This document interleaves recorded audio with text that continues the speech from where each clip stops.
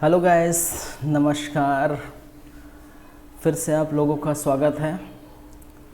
आप देख रहे हैं हमारा यूट्यूब चैनल सीजी कॉम्पिटिटर्स और समसामयिकी घटनाक्रम की क्लासेस लगातार जारी हैं। आज थर्ड क्लास है, तीसरी क्लास है और इसमें हम बातें करेंगे 4 अक्टूबर में जो भी घटनाएं हुई हैं जो छत्तीसगढ़ से राष्ट्रीय अंतर्राष्ट्रीय स्तर पर संबंधित है उसकी हम चर्चा करेंगे। ठीक है, तो क्लास को स्टार्ट करते हैं और देखते हैं सबसे पहले छत्तीसगढ़ से संबंधित घटनाक्रम।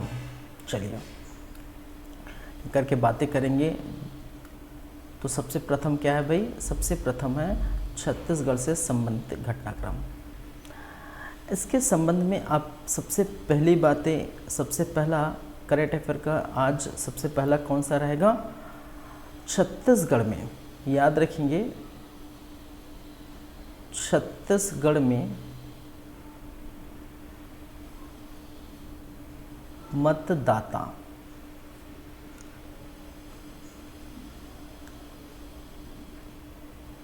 चलिए सबसे फर्स्ट करंट अफेयर क्या है भाई? छत्तीसगढ़ में मतदाताओं की संख्या कितनी है वो आपको याद रखनी है। याद रखेंगे कुल मतदाता, कुल मतदाता जिसकी संख्या कितनी है भाई? 2,03,60,224। ठीक है, इसको हम इस प्रकार से लिखते हैं 2.03 करोड़। ठीक है, तो छत्तीसगढ़ में कुल मतदाताओं की जो संख्या है वो कितनी है? 2.03 करोड़। क्लियर है? चलिए, ये कब की है? ये किस स्थिति में? 2023। कब? ये कब अनाउंसमेंट हुआ? 4 अक्टूबर। 4 अक्टूबर 2023 की स्थिति में। 4 अक्टूबर 2023 की स्थिति में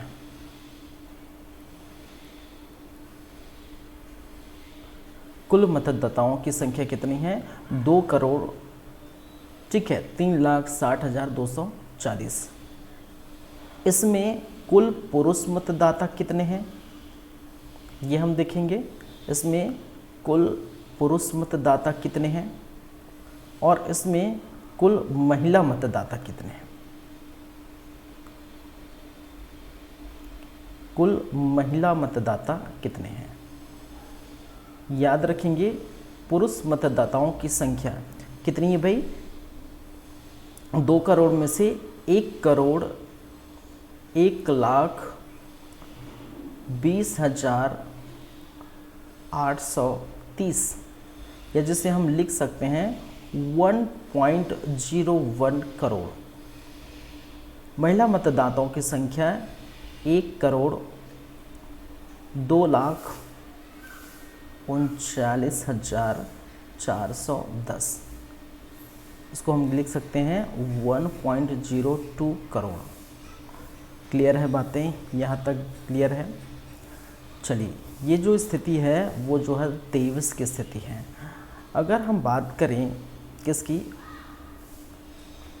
2018 में, 2018 में, तो 2018 में स्थिति क्या है भाई?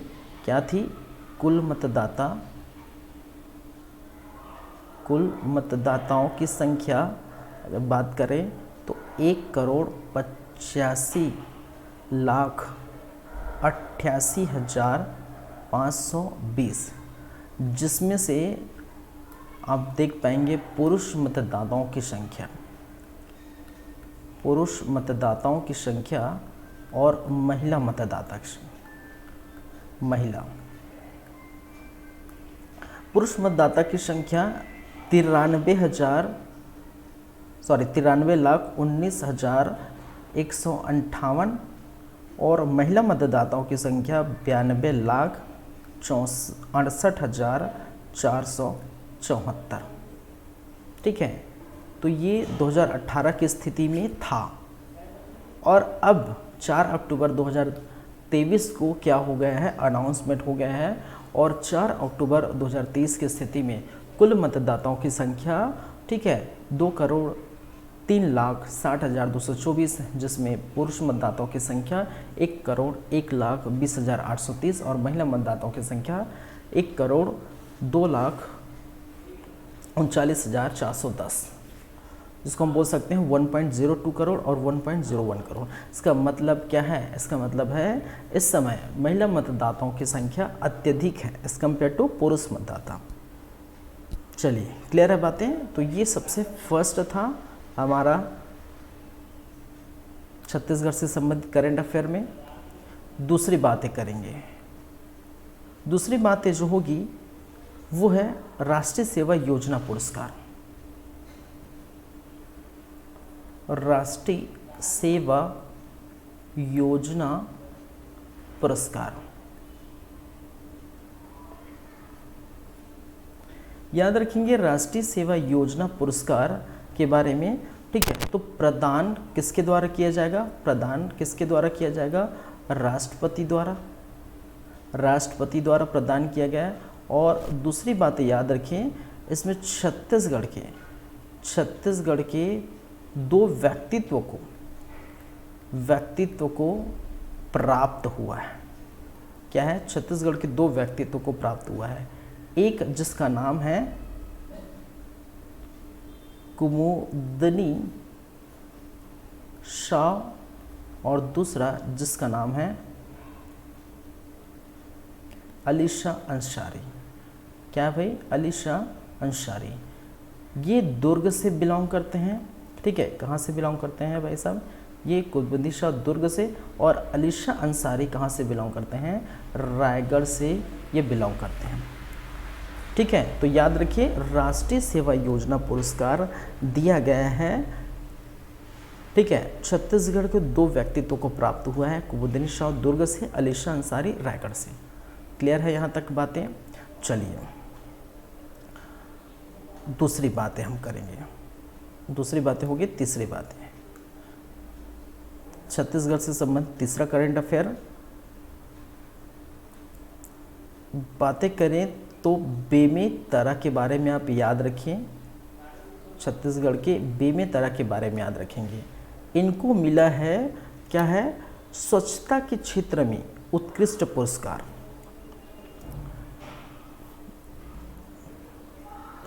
स्वच्छता के क्षेत्र में क्या मिला भाई? उत्कृष्ट पुरस्कार। उत्कृष्ट पुरस्कार प्राप्त। और याद रखेंगे बेमेतरा के 13 ग्राम पंचायतों को सम्मानित किया गया है, ठीक है। याद रखेंगे बेमेतरा के कितने भाई? 13 ग्राम पंचायत। कितने ग्राम पंचायत को? 13 ग्राम पंचायत को सम्मानित किया गया, सम्मानित किया, ठीक है। 13 ग्राम पंचायत स्वच्छता के क्षेत्र में, किस क्षेत्र में दिया गया? बेमेतरा को पुरस्कार किस क्षेत्र में मिला भाई? स्वच्छता के क्षेत्र में, ठीक है। कितने? 13 ग्राम पंचायतों को ये दिया गया। याद रखेंगे 3 हो गई। चलिए चौथी बातें मैं यहीं लिख देता हूँ।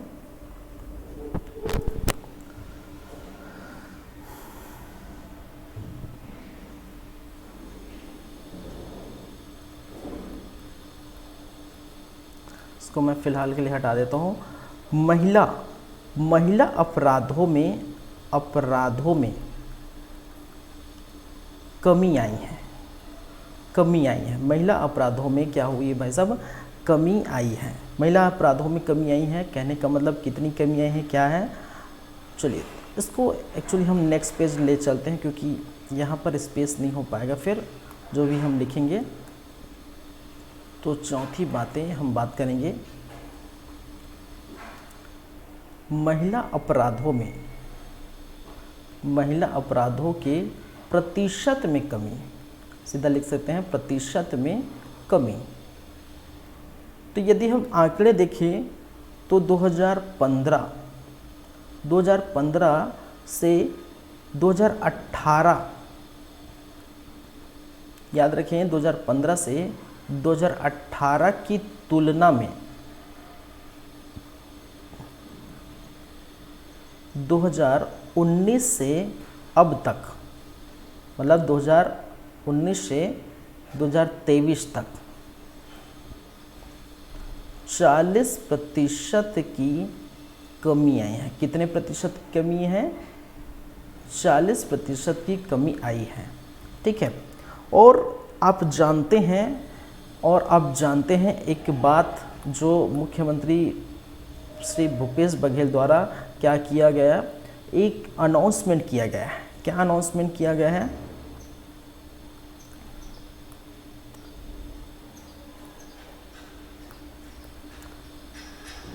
भूपेश बघेल, मुख्यमंत्री भूपेश बघेल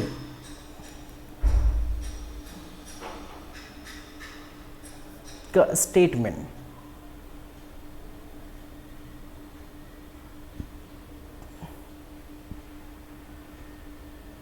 या निर्णय, ये निर्णय लिया गया है। क्या निर्णय लिया गया भाई? इसके संबंध में निर्णय लिया गया है कि महिलाओं पर दुष्कर्म करने वाले व्यक्ति को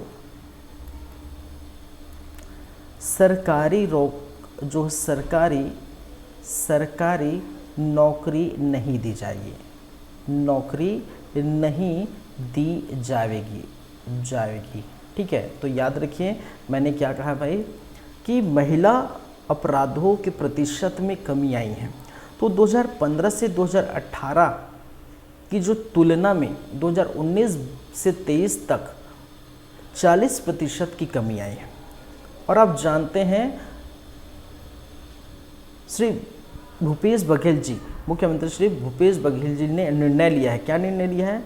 कि महिलाओं पर यदि अत्याचार होता है, महिलाओं पर यदि दुष्कर्म किए जाते हैं और ऐसे व्यक्ति, ठीक है, दुष्कर्म करने वाले व्यक्ति को सरकारी नौकरी नहीं दी जाएगी, उसको सरकारी नौकरी पर प्रतिबंध लगाया गया है। तो ये भी आप क्या करेंगे? याद रखेंगे। चलिए ठीक है, क्लियर है बातें। नेक्स्ट हम चलते हैं। नेक्स्ट है हमारा पांचवें नंबर की बातें कर लेते हैं। नेक्स्ट में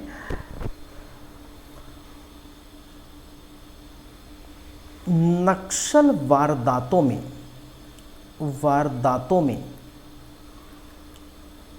भी कमी आई है। अगर आंकड़े देखें तो 2018 से 2022 तक कितने प्रतिशत की कमी? 52% की कमी देखने को मिली है।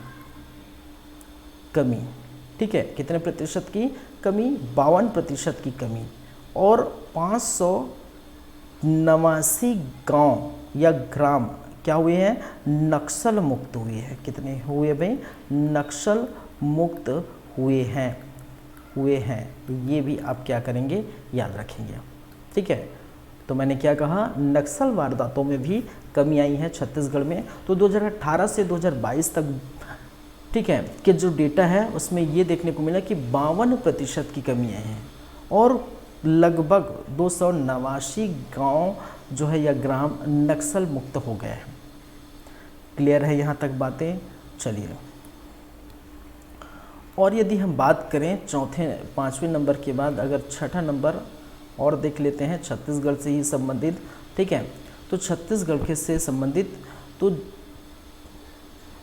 पर स्टेटमेंट ही लिख देता हूँ।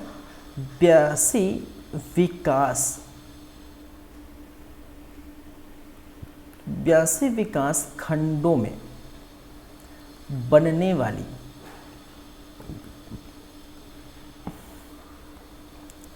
जैतखाम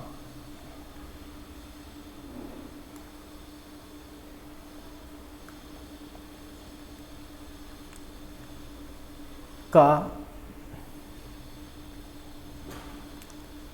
शिलान्यास 4 अक्टूबर को किया जाएगा। ठीक है, याद रखेंगे 82 विकास खंडों, कितने विकास खंडों में बनने जा रहा है भाई?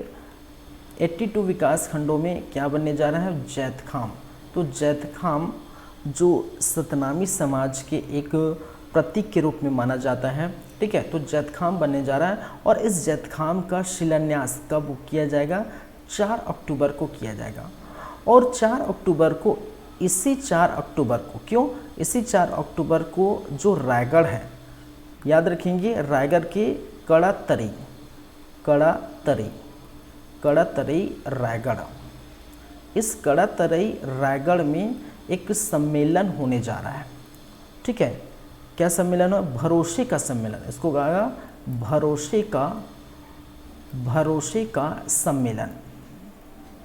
इस कड़ातरी रायगढ़ में क्या हो रहा है? भरोसे का क्या है? सम्मेलन। और इस भरोसे का सम्मेलन में भाग लेंगे, कौन भाग लेंगे?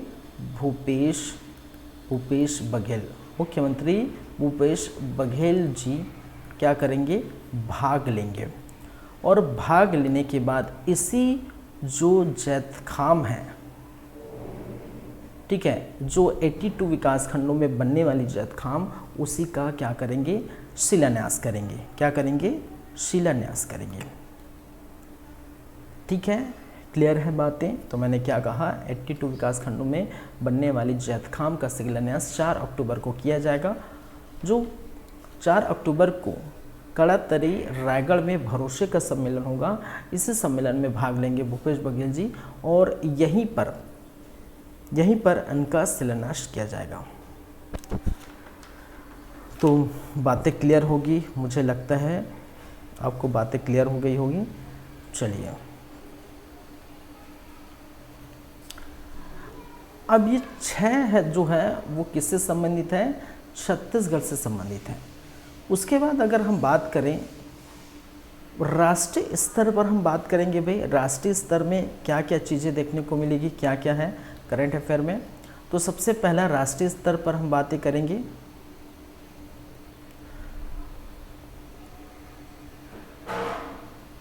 तो बिहार में जाति आधारित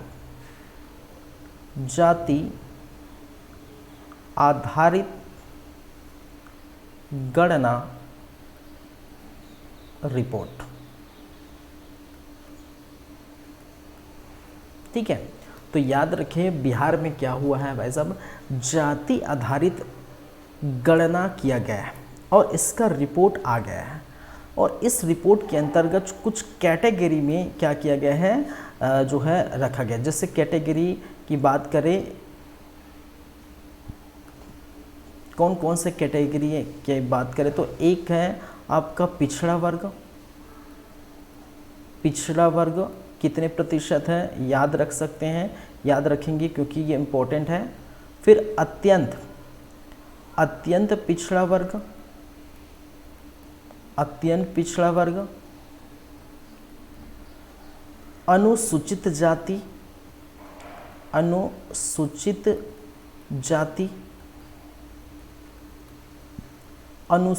जनजाति कितने हैं? अनुसूचित जनजाति। और याद रखेंगे आरक्षित कितने हैं? अनारक्षित, क्या है? अनारक्षित कितने हैं? ठीक है, तो ये अगर हम देखें तो इसमें हम बात करें तो कुल परसेंटेज की बात करते हैं तो पिछड़ा वर्ग का लगभग 27.12% आपको देखने को मिलेगा। अत्यंत पिछड़ा वर्ग इसमें 36.14%, अनुसूचित जाति का 90.65%, और अनुसूचित जनजाति का 1.68% और अनारक्षित का 15.52%। ये आप क्या करेंगे, याद रखेंगे, क्योंकि यहाँ से क्वेश्चन बनते हैं। बिहार में जाति आधारित गणना हुआ है, उसका रिपोर्ट आ गया है, जिसके अंतर्गत पिछड़ा वर्ग में 27.12%, पिछड़ा वर्ग की संख्या कितनी है 27.12%। आप यदि हम ऐसा डेटा भी है कितना है तो ये भी आप याद रख सकते हैं, लेकिन इसका कोई मतलब नहीं है, ठीक है। जैसे इसका है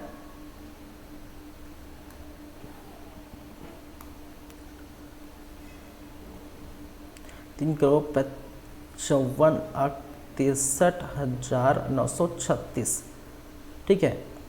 फिर आप देखेंगे 4,70,80,514। फिर अगर अनुसूचित जाति की बात करें 2,56,89,820।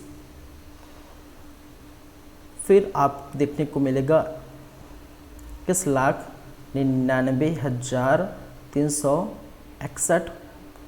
फिर आपको देखने को मिलेगा 2,92,91,688।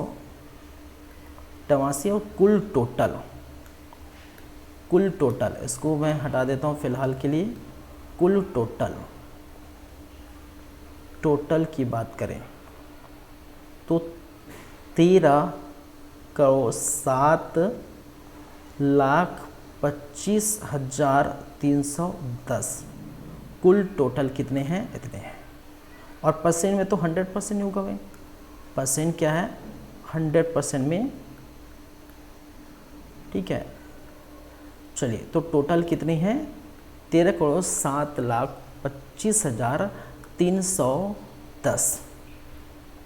तो आपको ये याद करना ज़रूरी नहीं है, ठीक है, ये याद करना ज़रूरी नहीं है।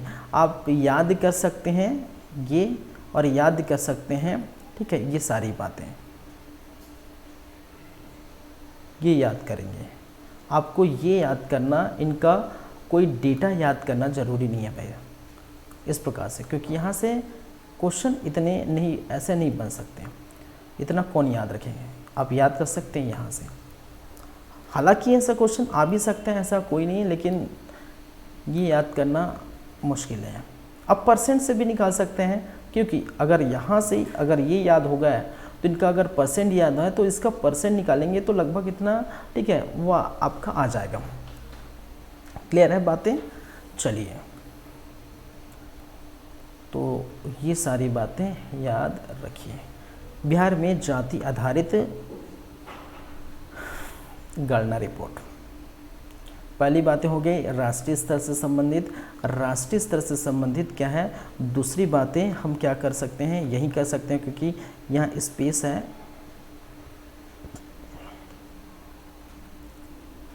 राजस्थान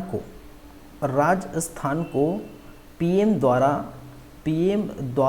कितना भाई 5,000 करोड़, कितना 5,000 करोड़ का परियोजना का शुभारंभ किया। परियोजना का क्या किया भाई, शुभारंभ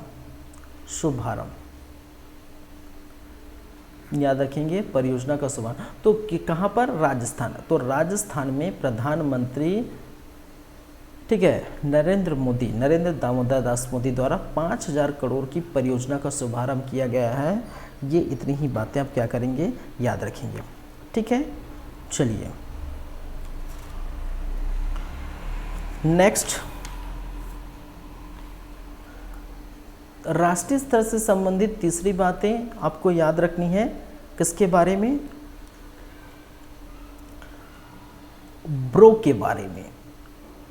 ब्रो, अब ब्रो क्या है, ब्रो जिसको हम बोलते हैं क्या है भाई, बॉर्डर रोड ऑर्गेनाइजेशन। क्या बोलते हैं इसको, बॉर्डर रोड ऑर्गेनाइजेशन। और बॉर्डर रोड ऑर्गेनाइजेशन, ठीक है, इसके बारे में याद करेंगे, लेकिन याद रखेंगे ये इसका कार्य क्या है। ठीक है। इसका यदि हम कार्य की बातें करें, ये है क्या चीज़ जो समझ में आ गया है कि इसका फुल फॉर्म क्या है, बॉर्डर रोड ऑर्गेनाइजेशन। याद रखेंगे इसका कार्य क्या है, तो कार्य याद रखिए कि जो भारत के सीमांत क्षेत्र है, सीमा, भारत की सीमा, जैसे भारत ये है, ठीक है, भारत अगर इस प्रकार से,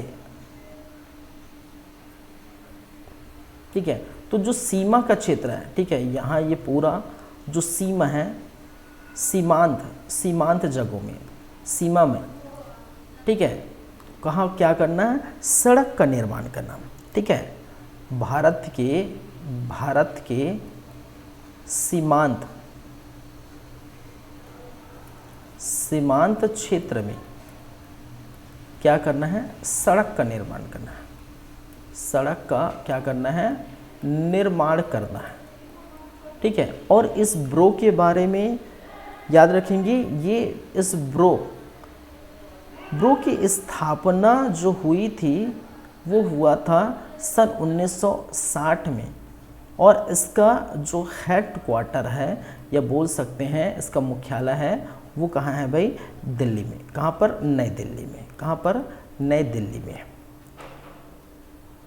इसमें आप बातें याद रखेंगे, ठीक है, किसके बारे में, लेफ्टिनेंट, किसके बारे में, लेफ्टिनेंट जनरल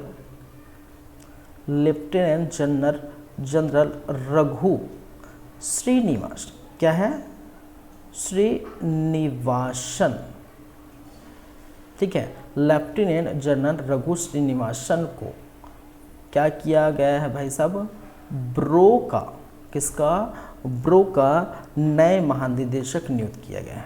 क्या किया गया है, ब्रो का नए महानिदेशक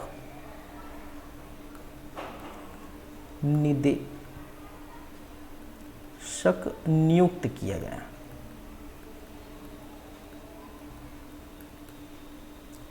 ठीक है। चलिए, मैंने क्या कहा, एक बार फिर मैं रिपीट करता हूँ। ब्रो, या जिसको हम कहते हैं बॉर्डर रोड ऑर्गेनाइजेशन, इसका कार्य क्या है, इसका कार्य है भारत की जो सीमा क्षेत्र है, भारत की सीमा क्षेत्र के आसपास क्या करना है, सड़क का निर्माण करना, ठीक है।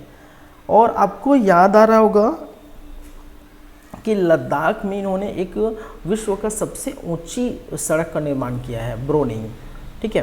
तो इसी ब्रो का क्या नियुक्त किया गया, महानिदेशक, किसको नियुक्त किया गया है, लेफ्टिनेंट जनरल रघु श्रीनिवासन। ये बहुत इंपॉर्टेंट है, याद रखें इसका नाम, लेफ्टिनेंट जनरल रघु श्रीनिवासन, इसका नाम क्या करेंगे, याद रखेंगे। इसको ब्रो का, किसको, ब्रो का नए महानिदेशक क्या किया गया, नियुक्त किया गया, क्या बनाया गया, महानिदेशक बनाया गया। क्लियर है बातें। चलिए, चौथी बातें हम इससे संबंधित कर लेते हैं। यहीं पर आप याद रखेंगे हैदराबाद के बारे में, किसके बारे में याद रखेंगे, हैदराबाद के बारे में। और हैदराबाद के बारे में क्या बातें हैं कि यहाँ पर क्या बनने जा रहा है, देश का पहला सोलर रूफ साइकिलिंग ट्रैक, देश का प्रथम क्या है भाई, सोलर रूफ साइकिलिंग ट्रैक बनने जा रहा है। और वो कहाँ बनने जा रहा है, वो हैदराबाद में बनने जा रहा है, ठीक है। तो चौथी बात ये हो गई। चलिए next,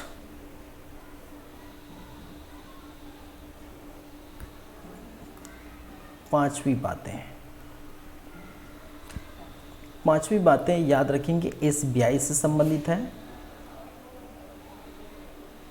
state bank of India SBI से संबंधित है,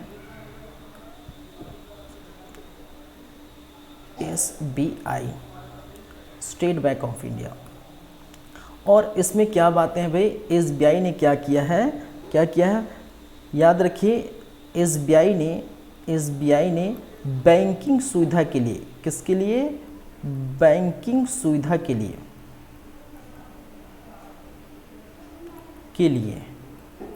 मोबाइल डिवाइस लॉन्च किया। क्या किया, मोबाइल डिवाइस लॉन्च किया।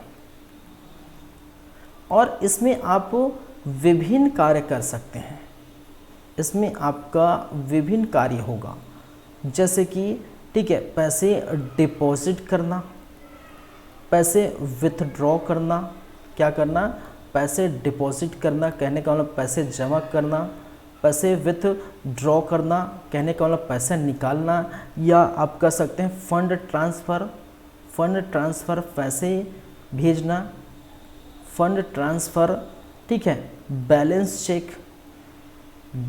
चेक आप कर सकते हैं, मिनी स्टेटमेंट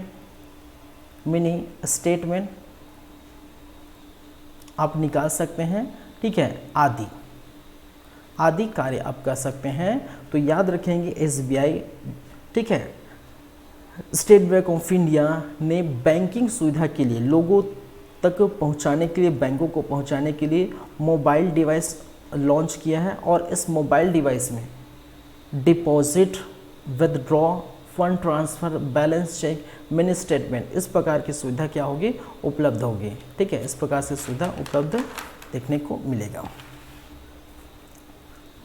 चलिए, इसके बाद आप छठे नंबर में याद रख सकते हैं बातें किसके बारे में, छठे नंबर में याद रखेंगे किसके बारे में बातें होंगी, श्री मुनीश कपूर के बारे में। और ये श्री मुनीश कपूर जी क्या है, जो है इसके बारे में याद रखेंगे। इनको आरबीआई ने क्या किया है, रिजर्व बैंक ऑफ इंडिया, जिसको हम कहते हैं बैंकों का बैंक, ठीक है, आरबीआई द्वारा क्या किया गया है,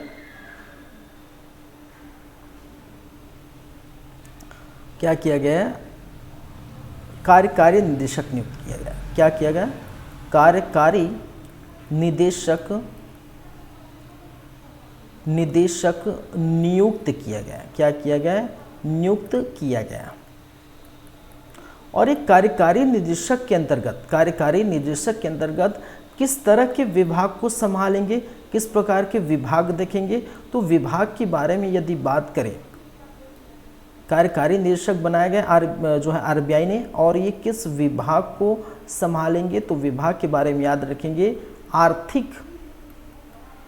आर्थिक एवं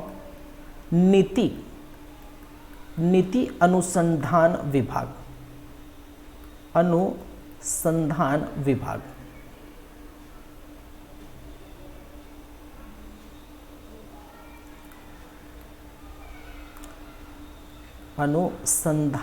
विभाग किस विभाग को संभालेंगे भाई साहब, ये संभालेंगे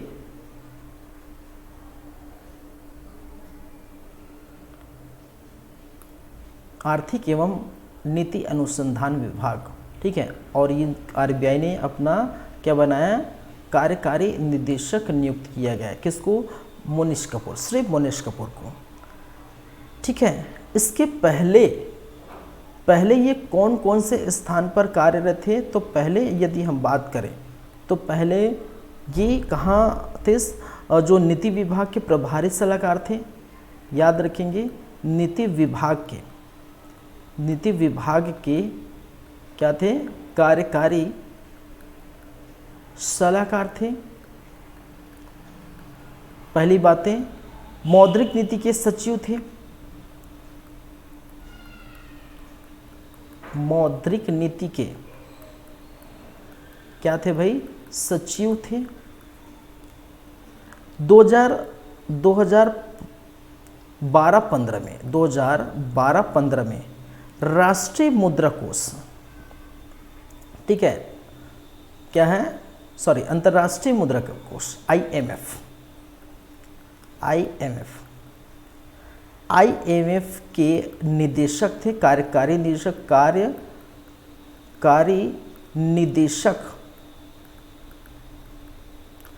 के सलाहकार थे, सलाहकार थे। तो इतनी सारी बातें आप श्री मुनीश कपूर के बारे में याद रखेंगे। मैंने क्या कहा, श्री मुनीश कपूर को आरबीआई द्वारा कार्यकारी निदेशक के रूप में नियुक्त किया गया है। ये आर्थिक एवं नीति अनुसंधान विभाग संभालेंगे, ठीक है। पहले ये नीति विभाग के कार्यकारी सलाहकार थे, साथ ही साथ मौद्रिक नीति के सचिव थे। फिर 2012 से 15 के बीच आईएमएफ के कार्यकारी निदेशक के भी सलाहकार थे। तो इतने सारे पोस्ट में पहले थे, ठीक है। चलिए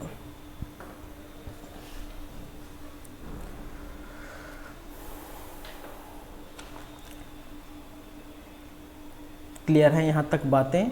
6 बातें हो गई। 7वीं बातें हम यदि करें तो ये संबंधित है कहाँ से, तेलंगाना से,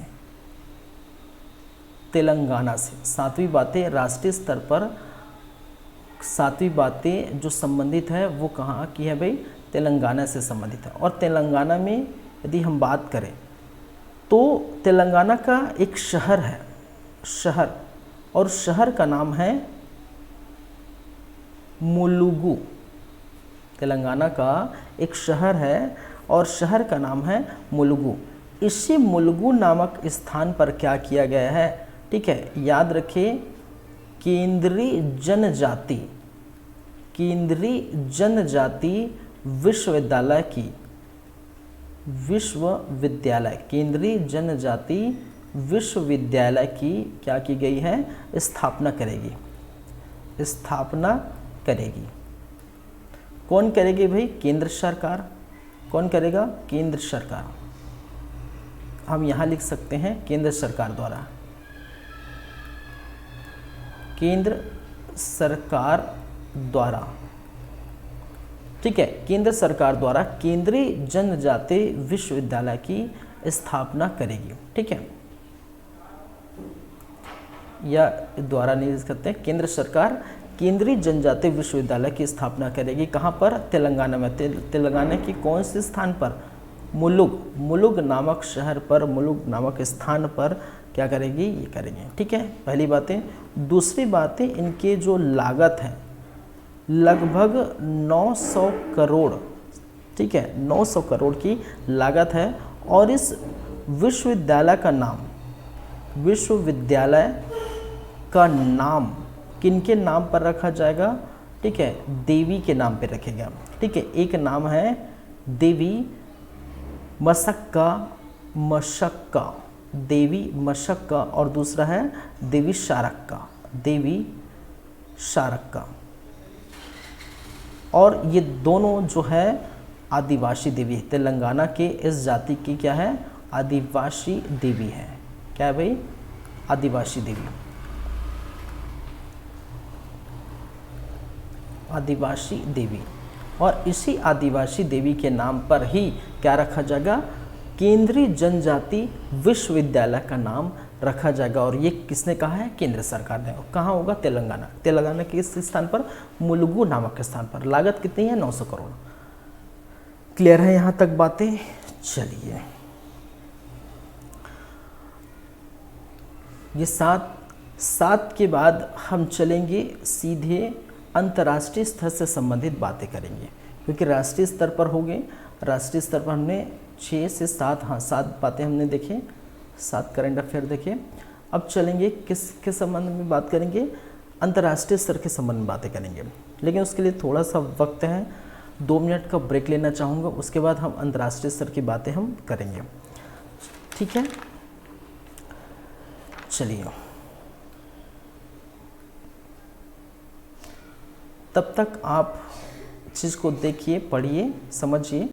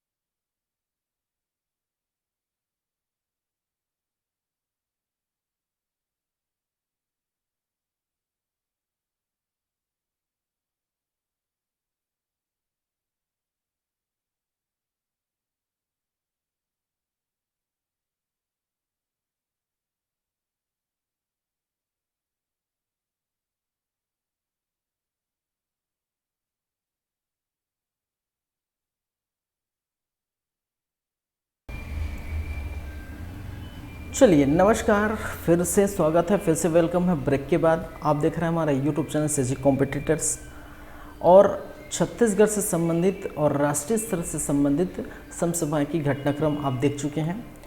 अब हम बात करेंगे अंतर्राष्ट्रीय स्तर से संबंधित। तो अंतर्राष्ट्रीय स्तर से संबंधित रहेगा सबसे पहले, ठीक है,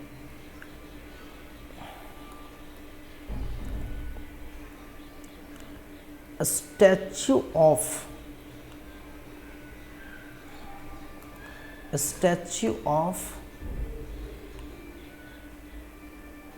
इक्वालिटी, इसको हम कहते हैं समानता का प्रतीक। समानता का प्रतीक, ठीक है। चलिए इसका अनावरण कहाँ किया जाएगा? अनावरण, चलिए पहले ये है क्या चीज़, इसको पहले समझते हैं, ठीक है। यहाँ पर क्या है? मूर्ति बनेगी। मूर्ति बनेगी, किसकी मूर्ति बनेगी भाई? डॉक्टर बाबा साहब भीमराव अंबेडकर। डॉक्टर बाबा साहेब भीमराव अंबेडकर, ठीक है, इनकी मूर्ति बनने जा रही है, जिसको हम कहते हैं स्टैच्यू ऑफ इक्वालिटी, समानता का प्रतीक। और ये कहाँ इनका अनावरण होगा भाई? अनावरण कहाँ होगा? वो होगा अमेरिका में। कहाँ होगा? अमेरिका। यूएसए अमेरिका में क्या होगा? इनका अनावरण होगा। और ये कितने? 13 लगभग कितने एकड़ में? कितने एकड़ में भाई? लगभग 13 एकड़ में बनने वाली है। ठीक है, जिसको हम कहते हैं स्टैच्यू ऑफ इक्वालिटी, समानता का प्रतीक। मूर्ति बनेगी बाबा साहब भीमराव अम्बेडकर की। कहाँ पर होगा अनावरण? जो है अमेरिका में होगा। लागत कितना है? ठीक है, सॉरी, कितने स्थान जो है कितने एकड़ में बनेगा? लगभग 13 एकड़ में ये बनेगा। क्लियर है बातें? नेक्स्ट आप बातें याद रखेंगे किनके बारे में? नासा के बारे में, ठीक है। किनके बारे में बात करेंगे? नासा के बारे में। नासा का एक मिशन था और उस मिशन का नाम था, क्या है भाई? कैलिप्सो। उस मिशन का क्या नाम है? कैलिप्सो। और इसको हम बोल सकते हैं, इसका फुल फॉर्म क्या है? इस कैलिप्सो का क्या है? Cloud aerosol lidar and infrared, I for infrared pathfinder satellite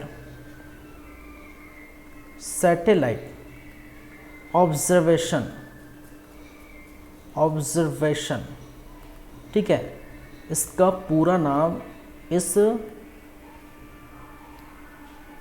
इस कैलिप्सो का पूरा नाम क्या है भाई? Cloud aerosol lidar and infrared pathfinder satellite observation. अब ये मिशन है क्या, ये कार्य क्या करता है? इस कैलिप्सो की सहायता से इसका कार्य क्या था? इसका यदि हम कार्य देखें तो कार्य क्या था भाई साहब? ये जलवायु,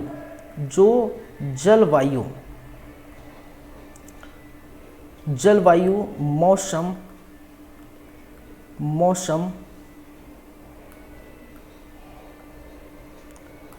ये जलवायु, मौसम एवं वायु गुणवत्ता का क्या करता था? विश्लेषण करता था। लगभग कितने वर्षों से? 17 वर्षों से।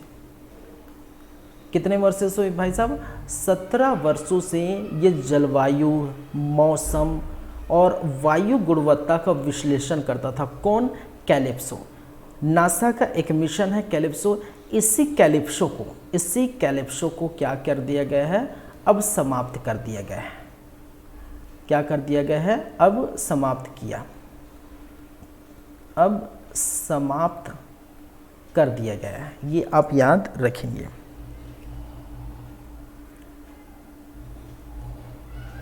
समाप्त कर दिया गया। ठीक है, तो मैं एक बार फिर से रिपीट करता हूँ। मैंने क्या कहा कि नासा का एक मिशन है। इस मिशन का नाम था कैलिप्सो, जिसका फुल फॉर्म है cloud air show lidar and infrared path founder satellite observation. और ये कार्य क्या करता था? ये जलवायु से संबंधित, मौसम से संबंधित, वायु गुणवत्ता से संबंधित डिटेल रखता था। ठीक है, इससे संबंधित विश्लेषण करता था और ये लगातार 17 वर्षों से किया है। अब ये टाइम ऐसा है, हो गया है कि नासा ने इसको क्या कर दिया? समाप्त कर दिया। इस मिशन को पूरी तरह से समाप्त कर दिया गया। ठीक है, तो ये याद रखिए। तो आपसे पूछा जा सकता है निम्नलिखित में से किस मिशन को अब नासा द्वारा समाप्त कर दिया गया है, या उस मिशन का नाम क्या है, ये आपसे पूछा जा सकता है। ठीक है, या वो मिशन क्या क्या काम करती है। ठीक है, या इस मिशन का फुल फॉर्म, या कुछ भी पूछा जा सकता है। तो ये आप याद रखेंगे। जलवायु, मौसम और गुणवत्ता का विश्लेषण करता था, 17 वर्षों से कर रहा था। क्लियर है बातें? चलिए नेक्स्ट,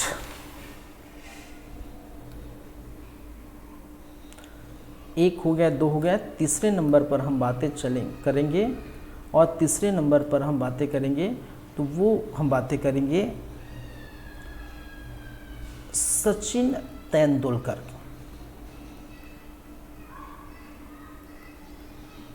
ठीक है, किस खेल से संबंधित है भाई? ये आप जानते हैं, क्रिकेट से संबंधित है। ठीक है, किससे संबंधित है? क्रिकेट से संबंधित है। तो इनके बारे में आप याद रखिए, जो ओडीआई वर्ल्ड कप है। ठीक है, ओडीआई वर्ल्ड कप जो क्या हो रहा है, अभी 5 तारीख से स्टार्ट हुआ है। ओडीआई वर्ल्ड कप जो है क्या हुआ है, 5 तारीख से स्टार्ट हुआ, और 5 तारीख से स्टार्ट होगा। उसमें आपको देखने को मिलेगा न्यूजीलैंड वर्सेस इंग्लैंड। ठीक है, सबसे फर्स्ट मैच है जो आपको अहमदाबाद में क्या किया जाएगा, खेला जाएगा। ठीक है, और यहीं पर भी फाइनल होंगे। और याद रखिए, इसी ओडीआई वर्ल्ड कप जो पुरुष है, ओडीआई वर्ल्ड कप 2023, इसका वैश्विक राजदूत किसको नियुक्त किया गया है? सचिन तेंदुलकर को नियुक्त किया गया है। किसको? सचिन तेंदुलकर। इसको लिख लेते हैं। ठीक है, इसको लिख लीजिए। ठीक है, चलिए आईसीसी, और आईसीसी का फुल फॉर्म क्या है भाई? International cricket council. ठीक है, इसको तो सब जानती हैं, लिखने की ज़रूरत नहीं, मैं बता देता हूँ। आईसीसी ने ओडीआई विश्व कप,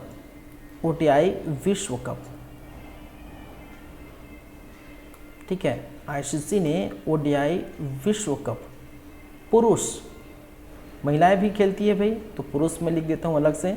ओडीआई विश्व कप पुरुष 2023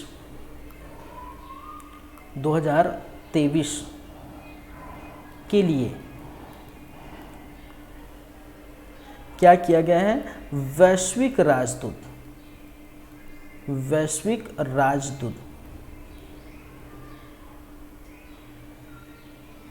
किसको बनाया गया है? सचिन तेंदुलकर को बनाया गया। ठीक है, वैश्विक राजदूत किसको नामित किया गया, बनाया गया है?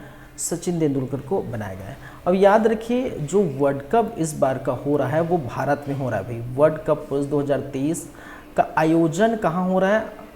आयोजन कहाँ हो गया भाई? आयोजन भारत में हो रहा है, भारत के विभिन्न स्थलों पर। ठीक है, चाहे धर्मशाला की बात करें या अब दिल्ली की बात करें, फिरोज शाह कोटला अरुण जेटली स्टेडियम कहलाने लगा है। ठीक है, आप इस बात को जानते ही होंगे। ठीक है, फिरोज शाह कोटला अब अरुण जेटली स्टेडियम का नाम है, फिर अहमदाबाद है, फिर चेन्नई है, ठीक है, उत्तराखंड है, धर्मशाला, इस अलग अलग स्थान पर आपको देखने को मिलेगा। तो आयोजन कहाँ हो रहा है? भारत में हो रहा है, ठीक है। चलिए, क्लियर है बातें?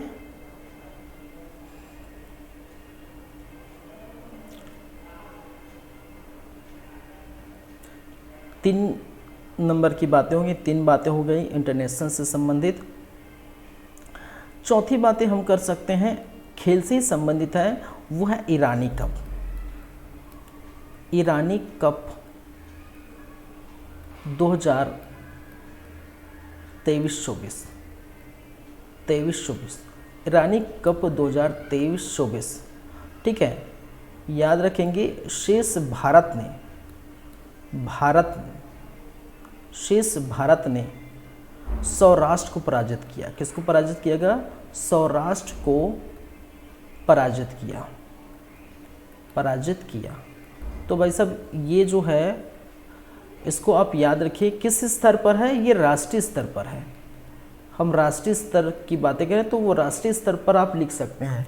यहाँ धोखे से अंतर्राष्ट्रीय स्तर पर मैं लिख दिया क्योंकि ध्यान नहीं आया मुझे ये, ठीक है, तो उसको मैं अंतर्राष्ट्रीय स्तर पर लिख दिया, ये राष्ट्रीय स्तर पर है, ठीक है। और आयोजित कहाँ हुआ? आयोजन कहाँ हुआ भाई?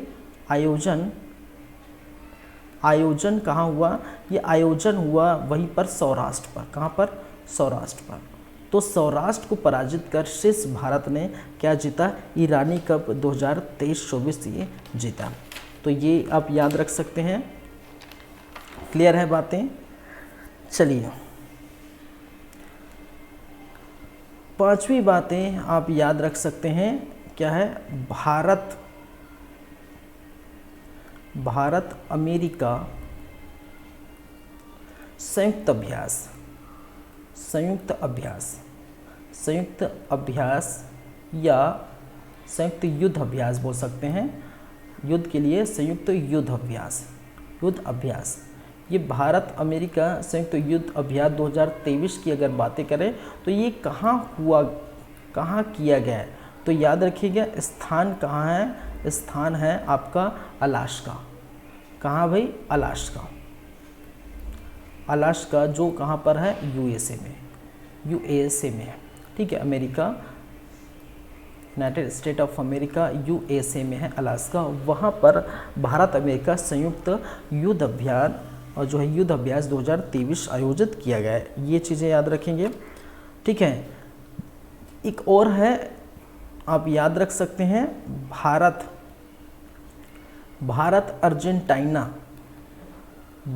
अर्जेंटीना या अर्जेंटीना समझौता, भारत अर्जेंटीना समझौता हुआ है और भारत अर्जेंटीना समझौता जो हुआ है, ठीक है, उसमें क्या विशेष बातें हैं? यह सामाजिक, याद रखिए, सामाजिक सुरक्षा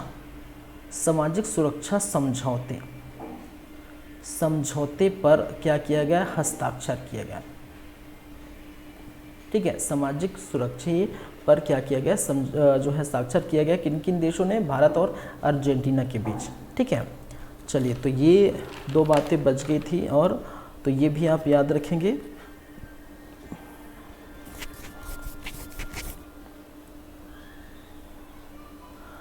एक और आप याद रख सकते हैं, 7वां विश्व पशु दिवस कब मनाया जाता है भाई? ठीक है, 2023 की बात करें तो ये मनाया कब जाता है? 4 अक्टूबर को। विश्व पशु दिवस कब मनाया जाता है? 4 अक्टूबर को मनाया जाता है, ठीक है। और विश्व पशु दिवस मनाने का उद्देश्य क्या है?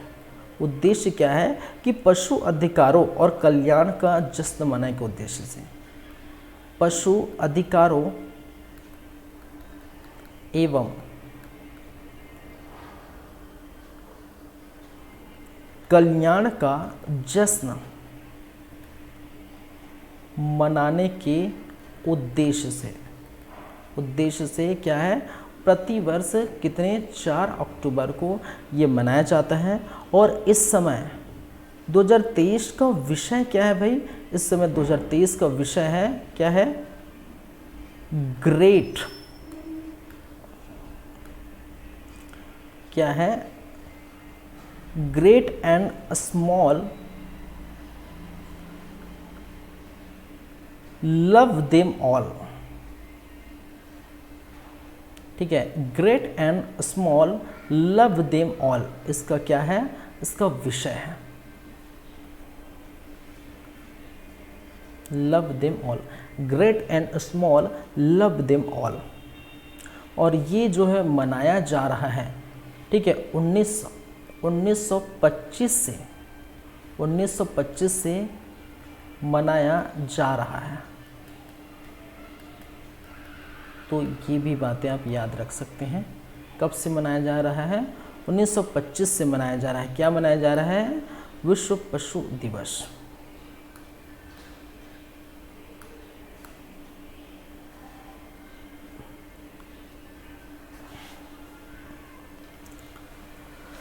चलिए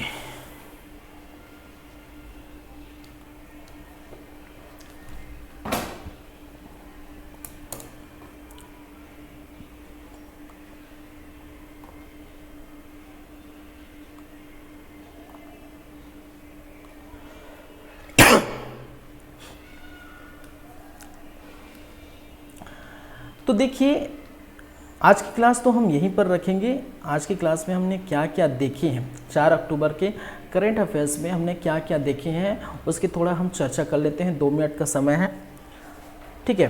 तो छत्तीसगढ़ में मतदाताओं की संख्या के बारे में अगर बात करें तो 4 अक्टूबर 2023 की स्थिति में कुल मतदाताओं की संख्या जो है वो हो गई है 2,03,60,240, या बोल सकते हैं 2.03 करोड़, जिसमें पुरुषों की जो है पुरुष मतदाताओं की संख्या कितनी है भाई, ठीक है, 1,01,20,830, या इसको हम बोल सकते हैं 1.01 करोड़। और महिला मतदाताओं की संख्या 1,02,39,410, या इसको हम बोल सकते हैं 1.02 करोड़। इसका मतलब महिला मतदाताओं की संख्या इस बार अधिक है, ठीक है। अगर 2018 की हम आंकड़े की बात करें तो 2018 में कुल मतदाताओं की संख्या कितनी थी, 1,85,00,000, ठीक है, 88,510, जिसमें पुरुष मतदाताओं की संख्या कितनी भाई, 93,19,158, और महिला मतदाताओं की संख्या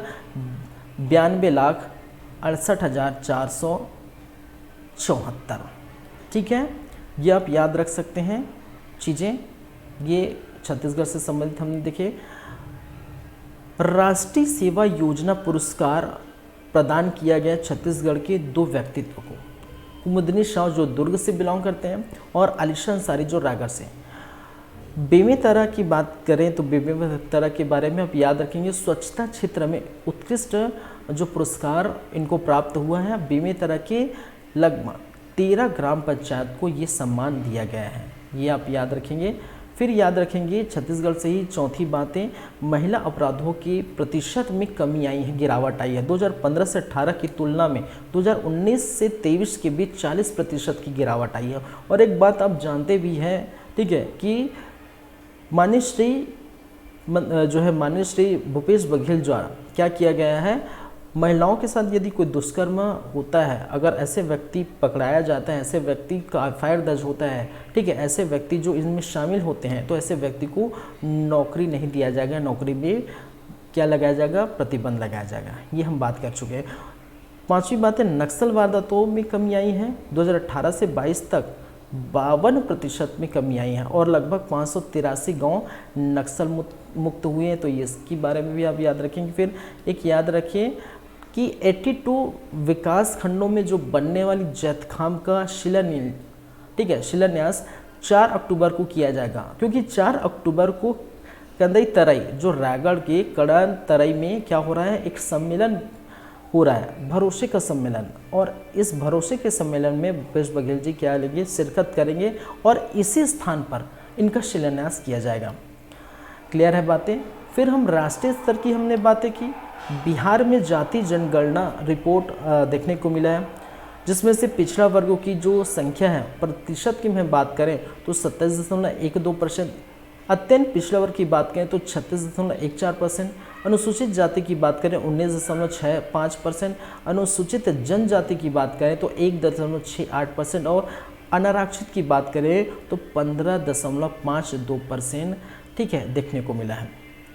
फिर एक बार हमने कहा सेकंड, राजस्थान को जो है सौगात मिला, किसका? प्रधानमंत्री जी ने 5,000 करोड़ का क्या किया? सौगात दिया, ठीक है। तो उसका ये याद रखेंगे आप चीज़ें, किसको दिया? राजस्थान को। फिर ब्रो के बारे में याद रखिए, ब्रो या जिसको हम बोलते हैं बॉर्डर रोड ऑर्गेनाइजेशन, इसका कार्य क्या होता है भाई कि भारत की जो सीमा क्षेत्र है उस सीमा क्षेत्र में सड़क का निर्माण करना है, ठीक है। और इस ब्रो की स्थापना 1960 में की गई थी, जिसका हेडक्वार्टर नई दिल्ली में है। इसी ब्रो का महानिदेशक नियुक्त किया गया लेफ्टिनेंट जनरल रघु श्रीनिवासन को। तो लेफ्टिनेंट जनरल रघु श्रीनिवासन के बारे में याद रखिए, ब्रो का नए महानिदेशक हैं। फिर हमने बात की हैदराबाद के बारे में। हैदराबाद देश का पहला 16 रुपी जो है साइकिलिंग ट्रैक बनाया जा रहा है, तो ये याद रखेंगे। फिर पांचवी बात याद रखेंगे एसबीआई के बारे में। स्टेट बैंक ऑफ इंडिया ने क्या किया है? बैंकिंग सुविधा लोगों तक पहुंचाने के लिए मोबाइल डिवाइस का लॉन्च किया, मोबाइल डिवाइस लॉन्च किया, जिसका कार्य था आप डिपॉजिट कर सकते हैं, विड्रॉ कर सकते हैं, मतलब पैसे जमा कर सकते हैं, पैसे निकाल सकते हैं, फंड ट्रांसफ़र कर सकते हैं, पैसे भेज सकते हैं, बैलेंस चेक कर सकते हैं, और मनी स्टैंड, ऐसे सारे तमाम आप सुविधा यूज़ कर सकते हैं। फिर छठी बातें हमने की श्री मुनीश कुमार की। मुनीश कुमार के बारे में याद रखिए, आरबीआई ने इनको कार्यकारी निदेशक के रूप में नियुक्त किया गया है, और इनका जो भार है वो किस विभाग पर है? ये आर्थिक एवं नीति अनुसंधान विभाग संभालेंगे। पहले ये नीति विभाग के कार्यकारी सलाहकार थे, फिर मौद्रिक नीति के सचिव थे, फिर 2012 से 15 तक IMF के कार्यकारी निदेशक के सलाहकार भी थे। तो ये आप याद रखेंगे। तेलंगाना के बारे में मैंने बात किया था कि ये जो शहर है मुलुगु, ठीक है, मुलुगु शहर तेलंगाना में है, और इस शहर में केंद्र सरकार ने केंद्रीय जनजातीय विश्वविद्यालय की स्थापना करेगी, ये घोषणा किया गया। लागत 900 करोड़ की है, और विश्वविद्यालय का नाम 2 देवी के नाम पर रखा गया, जो तेलंगाना के देवी हैं, देवी मलस्का और देवी शारक्का। तो ये दोनों चीज़ें याद रखेंगे। फिर स्टैचू ऑफ यूनिटी के स्टैचू ऑफ इक्वालिटी के बारे में मैंने बात किया है। ये कहाँ बनने जा रहा है? ये बनने जा रहा है कहाँ पर? अमेरिका में, ठीक है, याद रखिए कहाँ पर? अमेरिका में। और ये किसका है भाई? किसका मूर्ति बनेगा? इसका स्टैचू बनेगा। स्टैचू किसका बनेगा? ये बाबा साहब भीमराव अम्बेडकर का स्टैचू बनेगा, ठीक है। कहाँ पर? आपके अमेरिका में। ये लागत कितना? 13 एकड़ में बनने वाली है। फिर मैंने नासा के बारे में बताया था। नासा का एक मिशन है calypso, cloud aerosol ladder and infrared path founder satellite observation. ये जो कैलिप्सो है ये क्या करता है? जलवायु, मौसम एवं वायु गुणवत्ता का कार्य करता है, जो 17 वर्ष से चली आ रही। इसी कैलिप्सो को नासा ने बंद कर दिया है, समाप्त कर दिया है, इसको याद रखेंगे। फिर अंतर्राष्ट्रीय स्तर पर तीसरी बातें हमने की, सचिन तेंदुलकर से संबंधित है। ODI वर्ल्ड कप अभी स्टार्ट हुआ है 5 तारीख को, और उसी ODI वर्ल्ड कप, जो पुरुष ODI वर्ल्ड कप जिसका आयोजन भारत कर रही है, ठीक है, भारत के विभिन्न शहरों में ये हो रहा है। तो इसी का ODI वर्ल्ड कप का वैश्विक राजदूत नियुक्त किया गया है इनको। ईरानी कप के बारे में याद रखिएगा, ठीक है, ये राष्ट्रीय स्तर पर आप ऐड कर सकते हैं ईरानी कप को। शेष भारत ने सौराष्ट्र को पराजित किया, और ये जो हुआ था आयोजन सौराष्ट्र में हुआ था। पांचवी बातें, भारत अमेरिका संयुक्त जो है युद्ध अभ्यास 2023 का स्थान अलास्का है। भारत अर्जेंटीना समझौता, सामाजिक और सुरक्षा समझौता पर हस्ताक्षर हुए। फिर अंतिम बातें हमने देखें अंतर्राष्ट्रीय स्तर पर, विश्व पशु दिवस 2023 जो कब मनाया जाता है? 4 अक्टूबर को प्रतिवर्ष मनाया जाता है। उसका उद्देश्य क्या है कि पशु अधिकारी एवं कल्याण के जश्न के लिए मनाया जाता है, इसके कल्याण के जश्न के लिए। इस अभी का विषय मतलब 2023 का विषय क्या था? Great and small love them all, और ये जो है 1925 से मनाया जा रहा है। इतनी बातें आप लोगों को क्लियर होनी चाहिए। क्लियर हो गई तो ठीक है, हम चलते हैं कहाँ पर भाई? यहाँ पर। और 4 अक्टूबर की जो बातें हैं छत्तीसगढ़ राष्ट्रीय अंतर्राष्ट्रीय से संबंधित 4 अक्टूबर की बातें हैं वो हो जाते हैं समाप्त। 5 अक्टूबर की बातों को लेकर हम आएंगे और नेक्स्ट डे फिर वही बातें करेंगे छत्तीसगढ़ राष्ट्रीय अंतर्राष्ट्रीय से संबंधित। तो चलिए फिर मुलाकात होगी, फिर बातें होगी नेक्स्ट टाइम नेक्स्ट क्लास में अगले दिन। तब तक के लिए थैंक यू, बाय, मिलते हैं, धन्यवाद।